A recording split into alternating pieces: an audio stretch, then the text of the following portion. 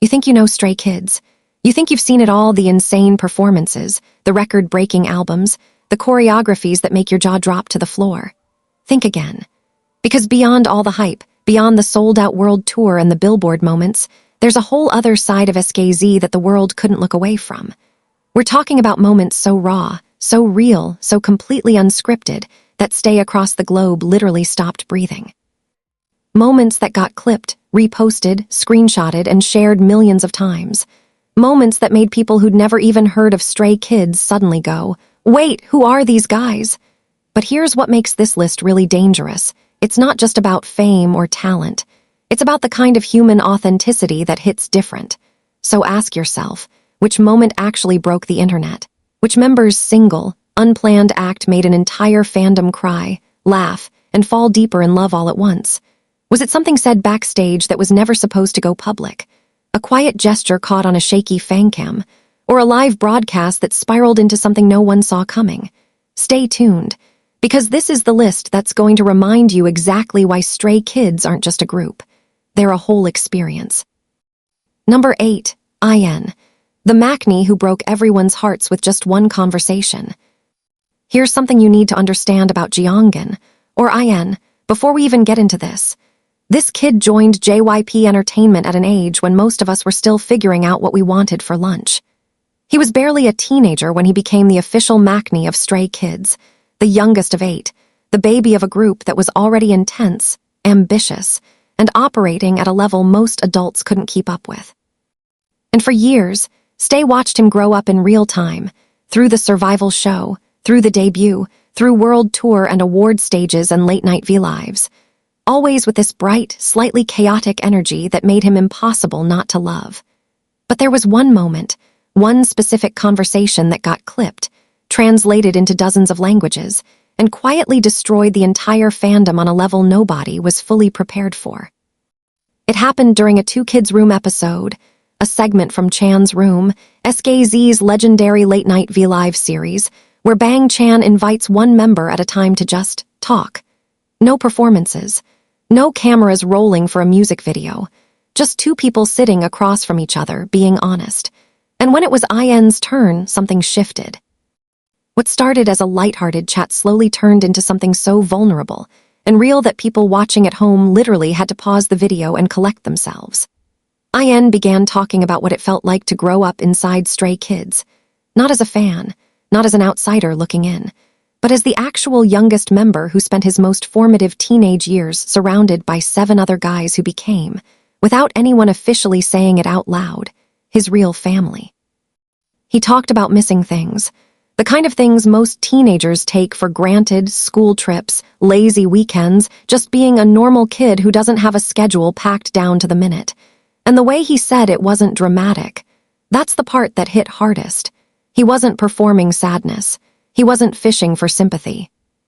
He just said it the way you'd say something to someone you completely trust, quietly and honestly, like he'd been holding it for a while, and this was finally the safe space to let it out. Bang Chan's reaction, the way he leaned forward, the way his expression shifted from host to big brother in about 2 seconds flat, that's what sent Stay completely over the edge.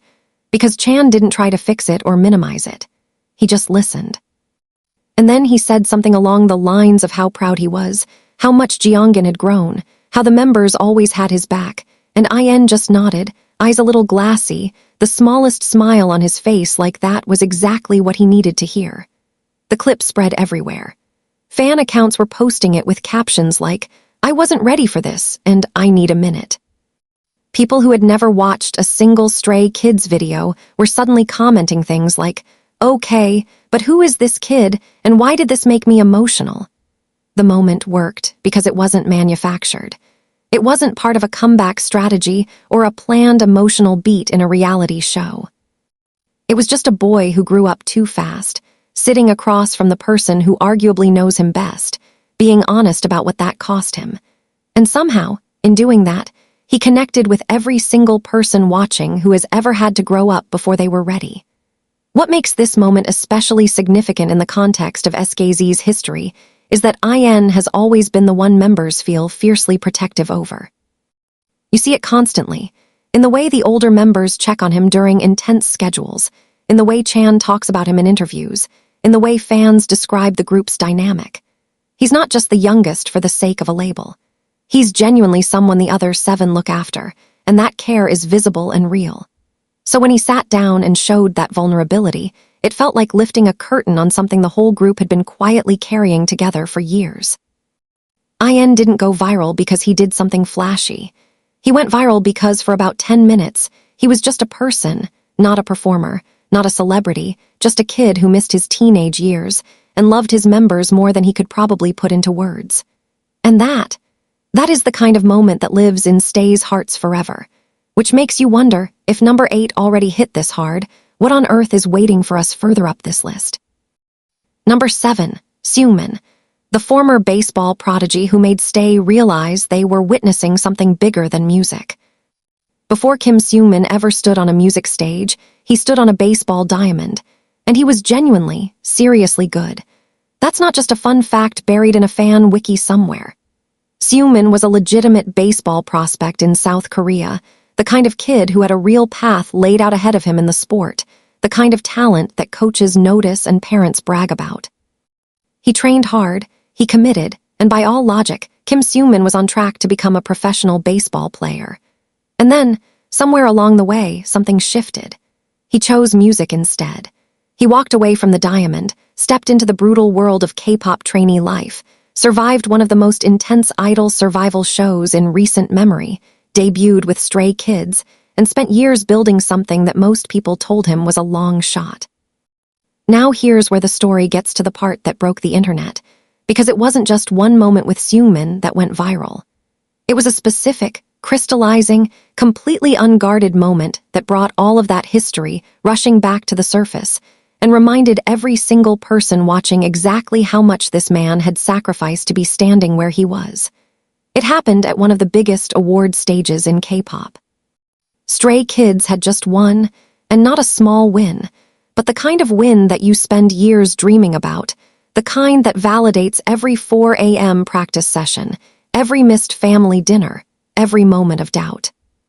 And when the cameras caught Seungmin in that moment, not the composed, put-together Seungmin that fans usually see, but the real one, the one with tears actually falling down his face and hands that didn't quite know what to do with themselves, the whole internet collectively held its breath.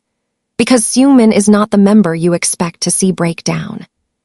He's known for his sharp wit, his deadpan humor, his ability to roast his own members with surgical precision, while somehow still being the most endearing person in the room. He carries himself with a kind of quiet confidence that makes him seem, on the surface, almost unshakable. So when that wall came down, even for just a few seconds, it hit with a force that no one was fully prepared for. Fans who had followed his journey from the very beginning, who knew about the baseball background, who knew what he'd given up, were not okay. The clip spread across Twitter, TikTok, YouTube compilations.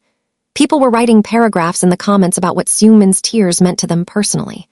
Non-fans were clicking and confused and leaving fully emotional, asking each other in the comments how a 30-second clip of a man crying at an awards show had just rearranged their entire evening.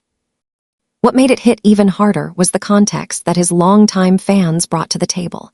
Because when you know that Seungmin gave up a genuine athletic career to pursue something as uncertain as K-pop, when you know the years of training and rejection and pressure that sit behind that single moment on stage, those tears read completely differently. They're not just relief or happiness. They're the physical manifestation of every single thing he chose to carry instead of the life he left behind. There's also something deeply specific about the way Seungmin loves Stray Kids as a group that always comes through in his most viral moments. He talks about the members the way you talk about people who are your entire world, not in a dramatic, over-the-top way, but in a matter-of-fact, almost accidental way that makes it even more believable. During interviews, during V-Lives, in the small comments he drops that get clipped and turned into fan compilation videos, there's always this undercurrent of quiet devotion that makes people emotional without him ever trying to be. One moment that circulated wildly was a segment where Seungmin was asked about his proudest moment, and instead of talking about a performance or an award, he started talking about a specific practice session where he saw how hard everyone was working and just felt, his word, grateful. That was it. That was the clip that thousands of people shared with captions like, "This is my Roman Empire," and I think about this constantly.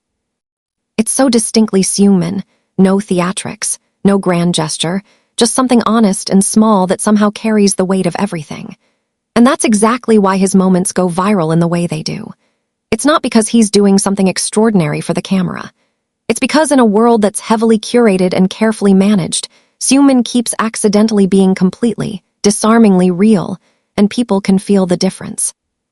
So if the former baseball kid with the dry humor and the quiet heart already has you feeling this much at number 7, you need to seriously brace yourself for what's coming next. Because this list is only getting more intense from here. Number 6, Felix, the boy they said would never make it, whose flaws became the reason millions lost their minds over him. Let's set the scene properly, because this one requires a little bit of background before we get to the moment itself. And trust me, the background makes the moment hit about 10 times harder. Lee Felix is Australian. Born in Sydney, raised in a completely different cultural context from the K-pop industry he eventually walked into. When he auditioned for JYP Entertainment and made it through, he packed up his entire life, left his family, left his friends, left everything familiar, and moved to South Korea as a teenager to chase something that had no guarantees attached to it whatsoever. That alone is already a lot. But here's the part that not everyone knows going in: Felix didn't walk into the trainee system being told he was perfect for it. Quite the opposite. The K-pop industry has a very specific, very rigid idea of what an idol is supposed to look like. And Felix, with his freckles, his Australian background, his slightly different energy, didn't fit neatly into that box. There were people, real people, in professional positions who looked at Lee Felix and essentially communicated, in ways both direct and indirect, that he was going to have a hard time, that his look wasn't conventional enough, that the freckles, which are already uncommon in Korea and not typically celebrated in the same way in Korean beauty standards at the time, were something he'd need to work around rather than lean into. Imagine being a teenager, already thousands of miles from home, already navigating a new language and a new culture and the grinding pressure of trainee life. And on top of all of that, being made to feel like your face isn't quite right for the thing you're sacrificing everything to do. That's the weight Felix carried into his debut. And then Stay happened. Because when Stray Kids debuted and fans started discovering Felix, his dancing, his voice, his personality, his whole presence, something remarkable occurred. Instead of the freckles being a liability, they became one of the most recognizable and beloved things about him. Stay didn't just accept his freckles. They celebrated them.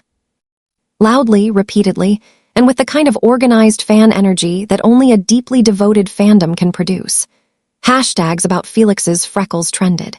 Fan artists incorporated them into portraits that spread across every platform. People who had their own insecurities about things on their faces that they'd been told weren't right started talking about how Felix made them feel seen. And then came the moment that pulled all of this together into something that broke every person watching completely in half. During a fan interaction, one of those moments that's supposed to be lighthearted and fun, but occasionally turns into something nobody was ready for, Felix was asked about his freckles. And instead of deflecting with a joke or giving a rehearsed answer, he paused. And he talked about it honestly. About how there was a time he didn't feel confident about them. About how the response from Stay had genuinely changed something in the way he saw himself. The way he said it wasn't dramatic. It never is with Felix, which is part of what makes his emotional moments so devastating. He has this gentle, almost quiet sincerity when he's being real, like he's still a little surprised that any of this is his life. And when he talked about how Stay's love had helped him embrace something he used to feel insecure about, there wasn't a dry eye in the fandom. Clips of that moment went absolutely everywhere. People were posting it with captions like, "This is why we do what we do as fans," and "He deserved all of this and more." Non-fans were watching it and immediately going to look up more Felix content because something about his honesty and warmth was just magnetically compelling. But it didn't stop there. Because the Felix moment that really, truly shattered people on a deeper level was when he spoke about his family, specifically about how hard it was to be so far from them, to miss milestones, To have his parents watch him grow up through screens and occasional visits rather than daily life. Felix is famously close to his family, and the distance between Sydney and Seoul is not a small thing emotionally. There were moments during V-Lives and interviews where he'd mention his parents and his siblings, and you could see it land on him in real time, that specific homesickness that doesn't ever fully go away, no matter how successful you become. One particular clip that circulated massively was a moment where Felix talked about his dad watching his performances. The pride in his voice when he described it, the slight catch when he mentioned how much he wished his family could be there more. It was the kind of thing that made parents watching at home immediately want to call their kids, and made fans feel a wave of protectiveness toward Felix, so strong it was almost physical. What makes Felix's viral moments so consistently devastating is this specific combination. The contrast between his enormous, larger-than-life stage presence and the soft, vulnerable, still-figuring-it-out person he is in the quiet moments. On stage, Felix commands attention in a way that's almost hard to look away from. Off stage, he's someone who still gets genuinely moved by small things, who still talks about his family with the earnestness of someone who hasn't forgotten where he came from. And that gap between the performer and the person is where every single one of his most viral moments lives. The boy they said didn't fit the mold ended up becoming one of the most recognizable faces in the entire K-pop industry. And every time Felix talks about that journey, even obliquely, Stay loses it all over again. So if number 6 already has you this emotional, and honestly, how could it not just wait? Because we haven't even gotten to the moments that made entire concert arenas go silent. That's still ahead of us. Number 5, Han, the songwriter who hid his pain in the lyrics until Stay read every single line and broke him wide open. Here's what you need to understand about Han Jisung before anything else. This is not a man who performs emotion. This is a man who lives inside it, processes it, wraps it in melody and metaphor, and then hands it to the world in the form of songs that millions of people press play on without realizing they're holding a piece of someone's actual soul. Han is 1/3 of 3RACHA, the in-house production unit of Stray Kids alongside Bang Chan and Changbin, and from the very beginning of SKZ's career, he has been one of the most prolific and personal songwriters in the entire group. The amount of music that has come out of this man's mind, often written at odd hours, often born out of emotional states that most people would have just tried to sleep off, is staggering. But here's the thing that separates Han from a lot of idol songwriters. His lyrics aren't vague. They're not the kind of carefully polished lines that could mean anything to anyone. They're specific. They're confessional. They're the kind of writing that makes you feel like you accidentally found someone's diary, except they left it on your doorstep on purpose. And for years, Stay listened to those songs and felt the weight of them. But it wasn't until a specific moment, a specific conversation that went viral and shook the fandom down to its foundation, that people fully understood just how much of Han Jisung was living inside those tracks. The moment in question happened during one of the most emotionally honest broadcast segments SKZ has ever produced. Han was asked, seemingly simply, almost casually, about his songwriting process, about where the songs come from, and instead of giving the usual answer about drawing from experiences or wanting to connect with listeners, Han paused in that specific way he has, where you can actually watch him decide whether to go there or not. And then he went there. He talked about anxiety, not in the broad, PR-safe way that celebrities sometimes do when they want to seem relatable. He talked about it the way you talk about something that actually interrupts your daily life, the kind of anxiety that sits on your chest at 3 a.m., that makes the simplest decisions feel enormous, that doesn't go away just because you're successful or loved or surrounded by people who care about you. He talked about how writing songs is the primary way he copes with it.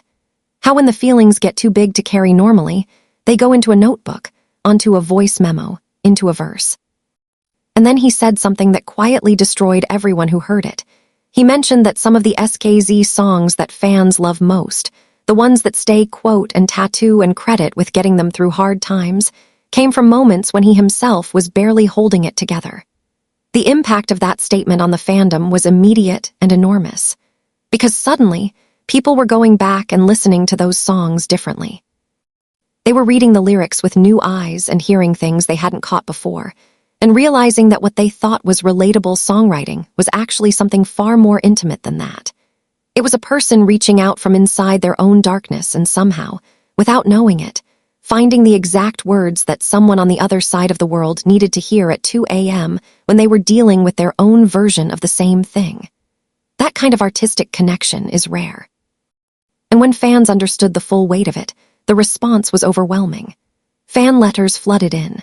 Videos of Stay holding up signs at concerts that referenced specific Han lyrics went massively viral, and when those videos reached Han himself, his reaction was another moment entirely. Because watching someone who has spent years quietly pouring their pain into art suddenly receive confirmation that it landed, that it helped, that it mattered, that's not something you can react to casually. Han didn't. Clips of him seeing those fan responses, of him reading those letters, of the moment his composure slipped just enough to reveal how deeply it affected him. Those spread across every platform and made new fans out of people who had never given Stray Kids a second thought. But what really cemented Han's place in the moments that broke Stay, Hall of Fame, was a Two Kids Room episode with Bang Chan, where he talked about the pressure of being a main songwriter for a group at this level. The expectation to keep delivering, to keep producing, to keep pulling from somewhere inside yourself when sometimes the well feels dry. And the guilt when the process of creating also means revisiting pain you'd rather leave behind. Chan, across from him, listening in the way that only Chan listens, fully present, visibly moved, protective in a way that made the whole dynamic between them feel like watching two people who have been through real things together. The whole segment went viral in a way that wasn't loud or explosive. It spread quietly, from person to person, with the kind of "you need to watch this" energy that only the most genuinely moving content generates. Jisung is proof that sometimes the most powerful thing an artist can do is be honest about where the art actually comes from. He didn't set out to go viral. He set out to survive, and he turned his survival into music, and somehow that music became a lifeline for people he'd never met. And if that's not enough to make you feel things, just wait, because the top 4 on this list are carrying moments that make everything before this look like a warm-up. Brace yourself. Number 4, Hyunjin, the idol who picked up a paintbrush and accidentally showed the world everything he'd been carrying inside. There's a version of Hwang Hyunjin that the general public sees first, and it's hard not to because it's genuinely overwhelming. The visuals, the presence, the way he moves on a stage like the concept of gravity is more of a suggestion than a rule. He is, by nearly every metric that the entertainment industry uses to measure these things, someone who is built for the spotlight, and he knows how to use it in a way that makes even casual viewers stop mid-scroll and reconsider their entire afternoon. But here's the version of Hyunjin that Stay knows, and that the rest of the world discovered slowly, in pieces, through moments that spread not because they were flashy, but because they were quietly, devastatingly real. Hyunjin the artist. Not the performer. The actual, paint on his hands, poetry at midnight, staring at a canvas until something breaks open kind of artist. And the moment that distinction became impossible to ignore was the moment that changed everything. It started with the paintings. Hyunjin began sharing his artwork, real paintings, not idle activity paintings designed to seem well-rounded, but genuine pieces of visual art that carried emotional weight you could feel even through a phone screen. He painted with the kind of intention that takes time and vulnerability, and the subjects of his work, sometimes abstract, sometimes hauntingly specific, told you more about what was going on inside him than most interviews ever could. Stay noticed. Fan accounts started sharing the pieces with detailed analyses of what the imagery might mean, and those posts spread widely because the work legitimately invited that kind of engagement. It wasn't decoration. It was communication. And then came the poetry. Hyunjin began posting poems on his Instagram, and we're not talking about inspirational quote-style writing. We're talking about actual poetry with real literary sensibility, the kind that stops you mid-read because a specific line just grabbed something in your chest and wouldn't let go. Fans were translating his poems into dozens of languages and posting them with their own reflections attached, and the comment sections became these unexpected spaces of genuine emotional exchange between people who had never met but were all responding to the same words. The virality of those poems wasn't manufactured. It happened because the writing was good, genuinely, arrestingly good, and because it felt like a window into a person that most people hadn't expected to find behind the visual and the stage presence. But the moment that truly, permanently broke the fandom into pieces came during the period surrounding Hyunjin's return to the group after his hiatus in 2021. That hiatus was difficult for Hyunjin, for the members, for Stay, and the weight of everything that had happened sat heavily over his comeback. When he finally returned to the stage, when he stood back in formation with his members for the first time, the emotional charge of that moment was almost indescribable. Fans who had been waiting, who had held space for him, who had sent support through letters and fan projects and quiet, steady loyalty. Watching him come back was the kind of thing that makes years of investment in something suddenly feel completely, overwhelmingly worth it. And Hyunjin's reaction to that support was the moment that went everywhere, because he didn't try to play it cool. He didn't compose himself into the polished, untouchable version of himself that the general public might have expected. He let it land. You could see on his face the full weight of what it meant to be back, the relief, the gratitude, the something that doesn't have a clean name that comes from going through something hard and coming out the other side to find that the people who loved you were still there. Clips of that moment, his expression during the performance, the way he interacted with members backstage, the brief second where the armor came completely off, spread across every platform and reached people who had no prior context for the story and still felt the impact of it. Because you don't need to know the details to recognize what it looks like when someone is genuinely, overwhelmingly grateful to still be exactly where they are. After the return, Hyunjin leaned even further into his artistry in a way that felt deliberate and deeply personal. He held an actual art exhibition, a real physical gallery space where his paintings were displayed, and Stay lined up for hours to attend. Not just Korean fans. International fans flew in. People who consider themselves serious art enthusiasts showed up and left talking about the work on its own merits, separate from the idol context entirely. That crossover between the K-pop world and the legitimate art world is something almost no idol has achieved, and it happened because Hyunjin's work genuinely earned it. His live painting performances, where he creates on stage while music plays, have been described by people watching in person as one of the most unexpectedly moving things they've ever witnessed at a concert. Because there's something about watching someone make something real, in real time, in front of you, something irreversible and specific, and coming from somewhere genuinely interior, that hits completely differently than any rehearsed performance. What makes Hyunjin's viral moments so lasting is that they keep recontextualizing him. Every painting, every poem, every honest moment on camera adds a new layer to the understanding of who he actually is. And the picture that emerges is of someone far more complex and interior than the industry would have ever needed him to be. He could have coasted entirely on his visuals and his stage presence and had a perfectly successful career. Instead, he kept showing more of himself, kept handing pieces of his interior life to anyone willing to look, and in doing that he built something with Stay that goes so far beyond fandom it almost doesn't have a name. So if you thought number 4 was a lot, and it absolutely was, then you need to understand that we are now entering the territory of moments that Stay genuinely cannot talk about without needing a moment to recover. The top 3 are waiting, and they are not gentle. Number 3, Changbin, the toughest rapper in the room who completely fell apart the second someone mentioned his grandmother. Let's talk about the contradiction that is Seo Changbin, because it is one of the most genuinely beloved contradictions in all of K-pop, and it needs to be fully laid out before we get to the moment that sent the entire internet into emotional freefall. On stage, Changbin is a force of nature. We're talking about one of the fastest rappers in the Korean music industry. Not fast in the way people casually throw that compliment around, but genuinely, technically, jaw-droppingly fast in a way that makes music producers and rap enthusiasts stop and rewind and question what they just heard. His stage presence matches the delivery, low center of gravity, built like someone who takes the gym more seriously than most people take anything, with an energy that fills a venue so completely that people in the back row feel it in their chest.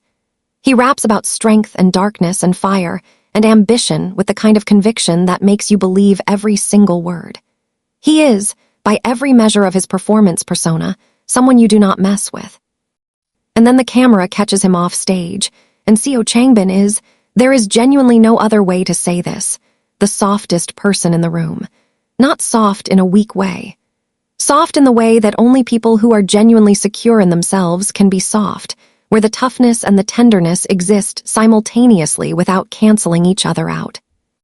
He laughs easily, loves his members loudly, gets flustered over small things, and has this specific warmth in the way he interacts with Stay that feels completely unperformed and real.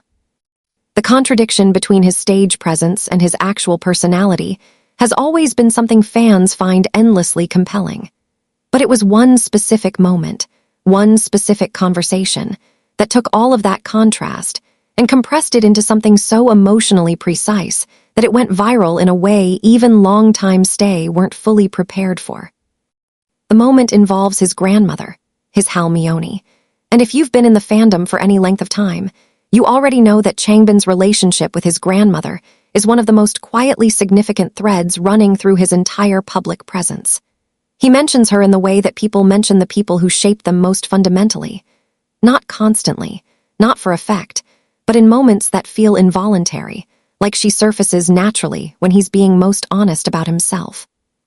There have been multiple instances over the years where Changbin's composure has cracked specifically in the context of talking about his family. But there is one moment in particular that circulated so widely, so repeatedly, across so many platforms, and in so many different languages, that it became one of the defining emotional moments in SKZ's entire history with their fandom. During a speech at a major award ceremony, a night when stray kids were receiving recognition on a scale that validated years of work and sacrifice, Changbin, who had held it together through the performance and through most of the acceptance, began talking about the people who had believed in him before it was obvious that believing in him was the right call. And when he mentioned his grandmother, when that specific word came out of his mouth on that specific night in that specific context, something in him broke open in real time on camera. Not a clean, cinematic cry. The real thing. The kind that catches you off guard even when you're the one doing it, that you clearly didn't plan for and can't quite control. And the thing about Changbin breaking down is that it hits differently precisely because of everything we know about him. Because this is the man who delivers the most intense rap verses in the group's discography with complete ferocity. This is someone who has cultivated an image, not fake, but genuinely one side of who he is, of someone who is hard, who is resilient, who takes hits and keeps going. So when that person cries on camera because he's thinking about his grandmother watching him succeed, the emotional math of the moment is overwhelming. The clip spread everywhere immediately. Fan accounts were posting it with captions that ranged from devastated to proud to completely incapable of forming words. Non-fans were clicking in because the title seemed intense and leaving 30 seconds later needing to sit down. People were tagging their own grandparents in the posts. People were writing about their own family members who they wished could see them succeed. The moment became, almost instantaneously, bigger than Changbin himself. It tapped into something universal about wanting the people who loved you first to see you become who you always said you would be. But this wasn't a one-off. The reason Changbin's relationship with his family occupies such a significant space in Stay's collective heart is because it keeps resurfacing, keeps being confirmed as something real and central to who he is. In V-Lives, in interviews, in the small comments he drops about what drives him, family is always there. The motivation is never abstract for Changbin. It's specific people. It's his Halmione sitting somewhere watching a screen. And that specificity is what makes it land so hard every single time. There's also the layer of Changbin's journey as a rapper that adds weight to all of this. He didn't walk into JYP with unanimous confidence from the industry that he was going to work. He has talked openly about not fitting certain expectations, about having to prove his value through sheer consistency and output, about the period of his career where the recognition hadn't caught up to the effort yet. And so when you see him on that award stage, with that specific crack in his voice, talking about the people who believed in him before the world did. You're not just watching a celebrity have an emotional moment. You're watching the full arc of a person who worked through doubt and pressure and kept going because he had people he refused to disappoint. That's not entertainment. That's something else entirely. And the fact that it happened on camera, that Stay got to witness it, that it spread to people who had never heard a single Stray Kids song before that night, that's the kind of moment that builds a legacy. We are now in the top 2, and if you think you're emotionally prepared, you are not. Number 2, Lino. The member who almost didn't make it into the group, whose rarest tears hit harder than anyone else's ever could. Here is something that a surprising number of people, even people who consider themselves Stray Kids fans, don't fully sit with when they think about Lino's story. Minyu was eliminated from the Stray Kids survival show. Let that land for a second. The man who is now widely regarded as one of the finest dancers in the entire K-pop industry, a performer whose stage presence is so complete and so specific that people in the industry genuinely study him, was cut from the lineup before the group debuted. He went through the entire grueling process of a survival show, gave everything he had, and was told it wasn't enough. And then, before the final group was announced, JYP Entertainment brought him back. He was added to the official Stray Kids lineup after the show concluded, and he debuted as a full member. That is the foundation of Lino's story, a beginning built on almost not being there at all. And everything that comes after it, every moment of his career, carries that weight underneath it whether people can see it or not. Now add this. Before Stray Kids, before all of it, Lino was a backup dancer. Specifically, he was a backup dancer for BTS. Which means that at one point in his career, he was standing behind the biggest K-pop group in the history of the genre, watching from the edges of the stage while someone else took the spotlight, and then he fought his way to the center of his own. That journey, from the periphery to the front, from eliminated to debuted, is the kind of narrative arc that belongs in a film, but it's real, and Stay knows it. And that knowledge is exactly why every moment of Lino's that goes viral carries a specific kind of emotional charge that is almost impossible to fully articulate unless you already have the context. Because you're never just watching Lino dance or laugh or speak, you're watching someone who almost wasn't there at all, and somehow that awareness changes everything. Now, Lino's personality. If you don't know him, the first impression you get is composed, confident, slightly untouchable, a person who moves through the world with the quiet assurance of someone who is very aware of exactly what they're capable of. He has this cat-like energy, which is fitting given that his 3 cats, Suni, Doonji, and Dory, are so beloved by the fandom that they have their own dedicated fan accounts, their own viral compilations, and a level of internet fame that most people can only dream of. Lino talks about his cats with a warmth and sincerity that consistently destroys fans because it's such a complete window into his actual heart. The way he describes them, the way he lights up when discussing them, the way caring for them is clearly one of the most genuine joys in his life. Those moments go viral constantly because the contrast between his composed exterior and his absolute softness, when it comes to the things he loves, is just endlessly compelling. But the moments that truly broke the fandom, the ones that spread in that quiet, urgent, you need to watch this right now way, were the moments when Lino's emotional composure slipped. And here is why those moments hit so differently than any other member's tears. Because Lino doesn't cry easily. He doesn't wear his heart on his sleeve in public. He projects a kind of emotional steadiness that makes him seem, to the casual observer, like someone who processes things internally and presents the world with a finished product rather than the raw material. So when he cries, when the composure genuinely breaks, and the feelings come through in real time on camera, the impact is seismic. There was a moment, during a significant award show performance and ceremony, when cameras caught Lino in a state that Stay had almost never seen before. The performance had been one of those career-defining stages, the kind that feels like a culmination rather than just another show. And afterward, in the emotional release of it all, something in him gave way. It wasn't a clean emotional moment. It was messy and real, and clearly not something he had planned or prepared for, and that unpreparedness was written all over his face. The clip spread at a velocity that even longtime Stay weren't ready for, because seeing Lino like that, genuinely undone, genuinely overwhelmed, the controlled exterior completely absent, felt like being trusted with something private. Fans described watching it as feeling oddly intimate, like stumbling into a moment that wasn't meant for public consumption, but that somehow needed to be seen. Comments were pouring in from people saying they had watched it 6, 7, 10 times, and still weren't able to get through it without tearing up. New fans were discovering it and immediately going back through his entire career trajectory because the emotion in that single moment made them need to understand the full story behind it. And then there's the quieter kind of Lee No viral moment, the ones that don't involve tears at all but are somehow just as devastating. The moments where he's caught taking care of a member without knowing the camera is on him, adjusting someone's costume, quietly checking on whoever seems off during a broadcast, standing slightly closer to someone who looks like they need the presence. Lee No is not the member who will make a big verbal declaration of love and support in front of everyone.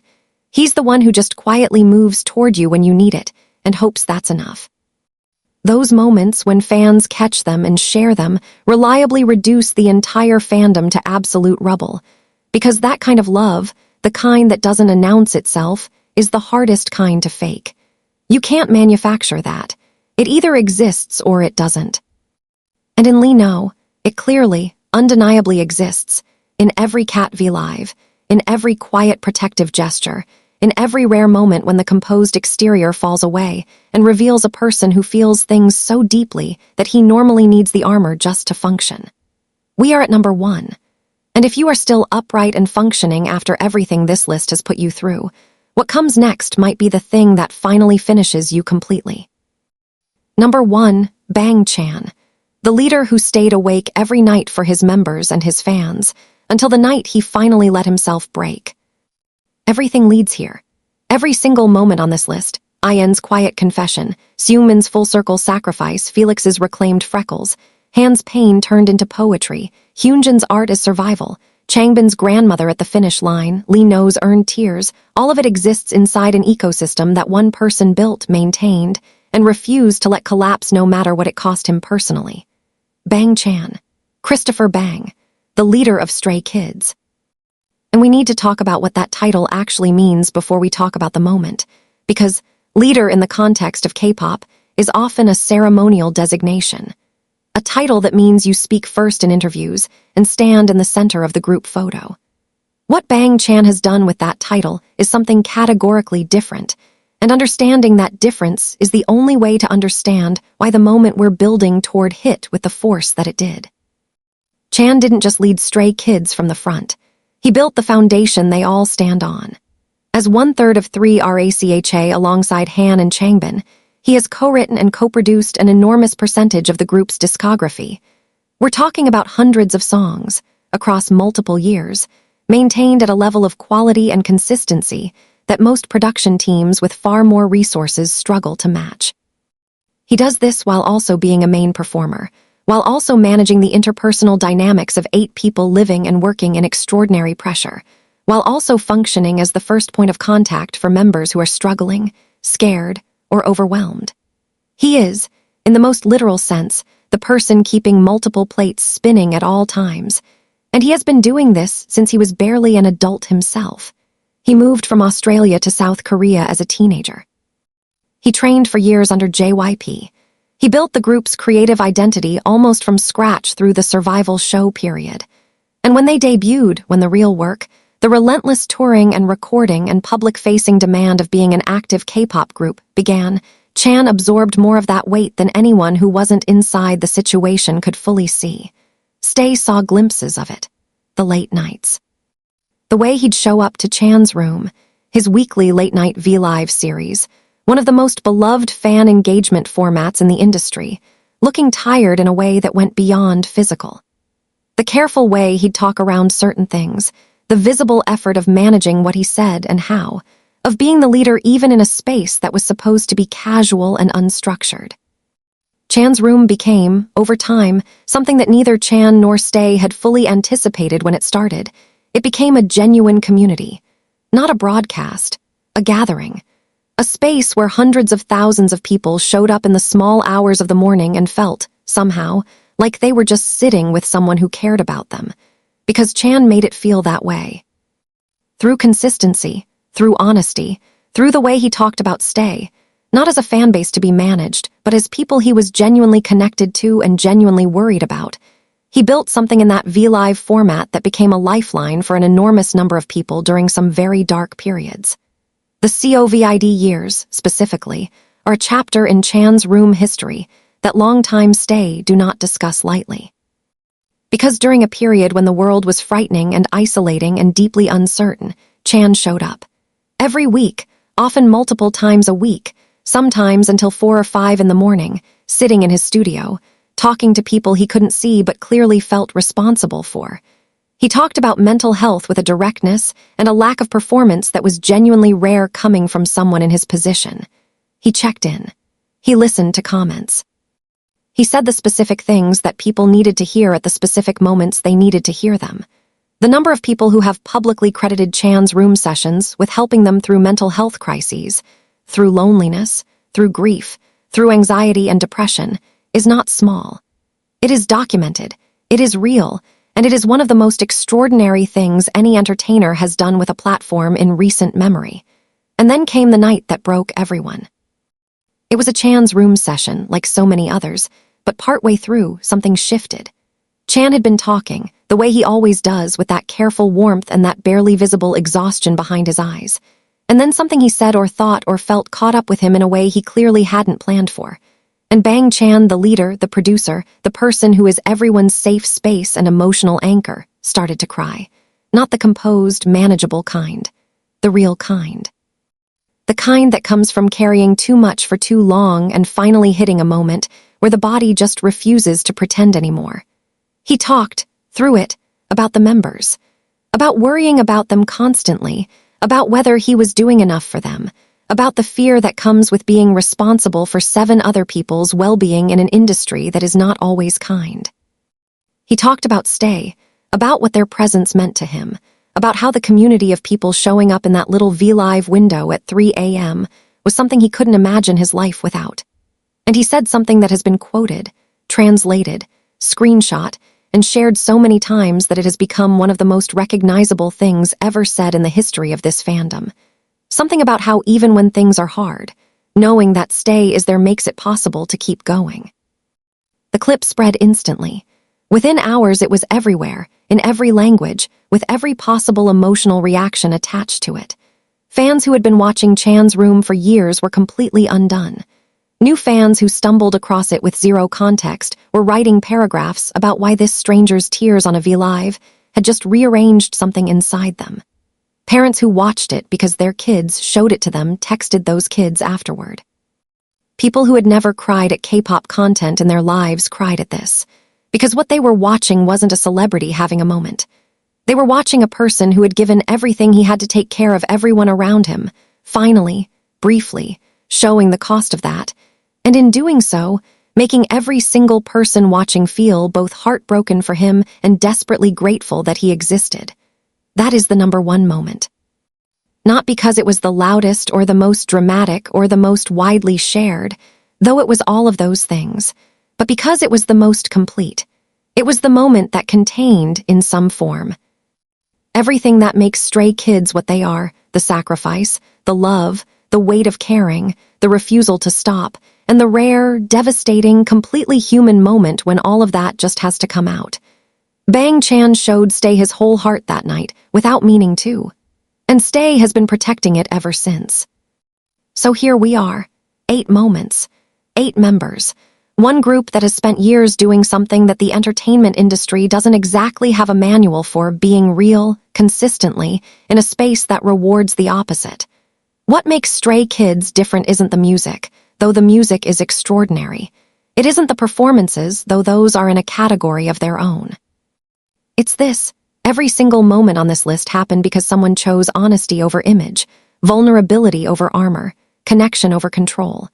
IN showed us what it costs to grow up too fast and still be grateful for the family you found along the way. Seungmin showed us that the path you didn't take can still lead you somewhere that makes the sacrifice worth it. Felix showed us that the things you're told to be ashamed of can become the things that make you unforgettable.